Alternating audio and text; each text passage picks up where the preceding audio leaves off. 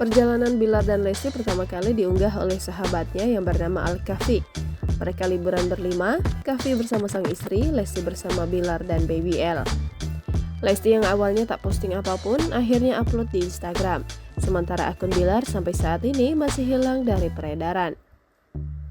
Selama perjalanan di Pattaya, Lesti dan Bilar mengunjungi banyak tempat. Si kecil Baby L pun tampak gembira dan selalu tertawa di sepanjang perjalanan. Bilar yang sempat jauh dari Baby L selama ditahan di Polres Metro Jakarta Selatan, terus menggendong anaknya selama liburan. Kadang Baby L bahkan tidak mau dengan Lesti dan memilih digendong dengan ayahnya. Momen ketika Bilar main dengan Baby L pun diabadikan oleh sang sahabat. Fans Leslar pun bahagia melihat keluarga ini kembali bersama setelah diterpa masalah besar. Kini Lesti dan Bilar mengaku akan fokus membenahi rumah tangga mereka dulu dan tidak terlalu banyak konten. Karena itulah tim Leslar Entertainment dibubarkan